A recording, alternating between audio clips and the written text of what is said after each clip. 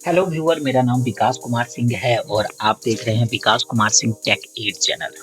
आज के इस सेशन में देखिए हम लोग फिर से डिस्कस करेंगे कंप्यूटर सिस्टम के बारे में।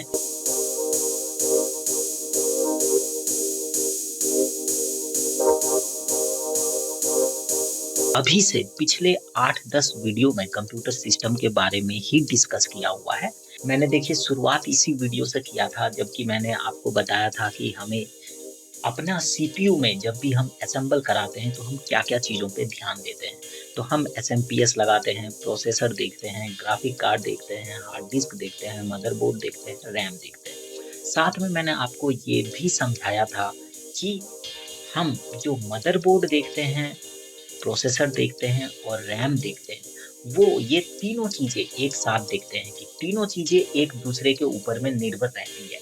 अगर हम एक प्रोसेसर देखते हैं तो हमें ये देखना पड़ता है कि प्रोसेसर का कौन-सा स्लॉट है, कौन-सा पिन है, ये किस मदरबोर्ड पे सेट होगा। साथ में हमें ये भी देखना पड़ता है कि हमने ये जो प्रोसेसर लिया है वो किस रैम के साथ में चलेगा।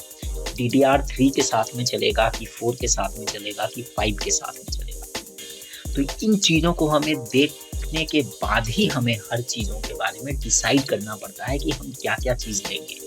साथ ही साथ मैंने आपको ये भी बताया था मदरबोर्ड, प्रोसेसर और रैम ये तीनों एक साथ लेते हैं, जिसमें हम मदरबोर्ड और प्रोसेसर का इन्हेंसमेंट नहीं कर सकते हैं। बाद में मदरबोर्ड या प्रोसेसर को अपग्रेड नहीं कर सकते हैं, बहुत ही कम अपग्रेड होता है। ये हमें एक ही साथ लेना पड़ता है और एक ही समय में लेना होता है और बहुत ही ज़्यादा सोच के लेना पड़ता है, क्योंकि मदरबोर्ड और प्रोसेसर का अपग्रेड नहीं किया जाता है, क्योंकि मदरबोर्ड और प्रोसेसर दोनों में से कोई एक चीज़ अपग्रेड करते हैं तो हमें अधिकतर चीज़ें मदरबोर्ड, प्रोसेसर, रैम ये तीनों को ही अपग्रेड करना पड़ता है। ठीक साथ में जब भी आप लेते हैं आपको ये ध्यान देना होगा, आपके पास अगर पुराने हार्ड डिस्क हैं तो वो यूज़ हो जाता है, तो हार्ड डिस्क का चीज़ हमारे पास यहाँ पे खत्म हो गया। रैम देखिए, रैम पुराना हो जाता है तो वो नए मदरबोर्ड के साथ में यूज़ नहीं होता है। जैसे कि हमारा रैम मान लीजिए कि आज से 6 साल पहले, 7 साल पहले DDR ही हम यूज़ कर रहे थे।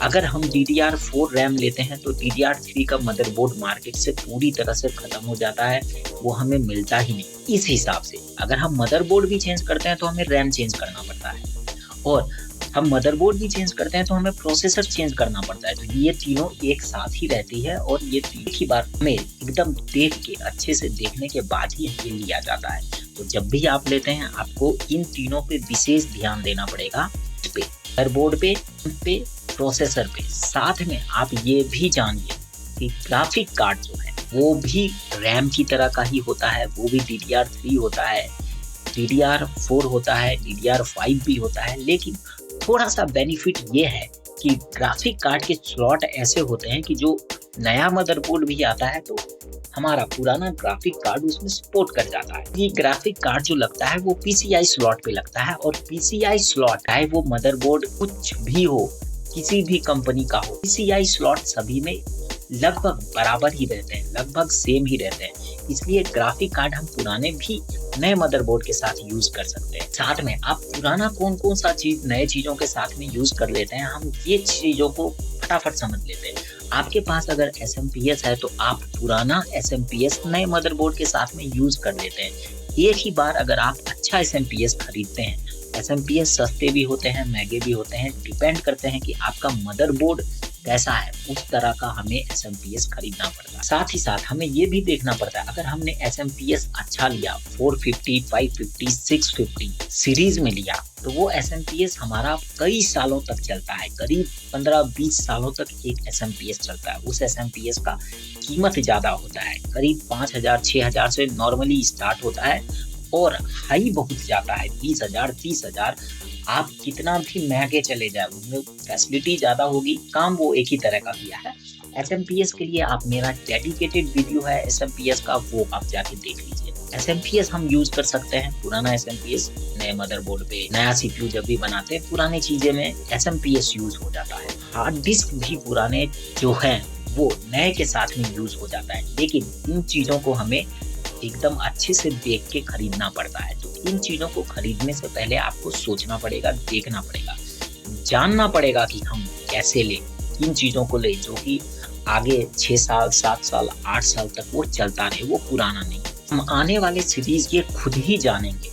हम आप देखना जानेंगे कि हम एसएमपीएस के बारे में ऑनलाइन कैसे देखते हैं, motherboard, processor, RAM, graphic card, hard disk सभी चीज़ों को ऑनलाइन कैसे देखते हैं। हम इसे कैसे सर्च करते हैं, अगर गूगल के माध्यम से ही सर्च करते हैं तो हम गूगल पे क्या लिखते हैं, हमें कैसे लिखना चाहिए ताकि हमें जल्दी से पता चल जाए कि हम जिस चीज़ों को लेना चाहते हैं वो हमारे पास, हम क्विक उनका एक्सेस कर सकें। तो आज के सेशन में इतना ही, मिलते हैं हम किसी नए वीडियो में, नए सेशन में, नई जानकारी के साथ। Thank you.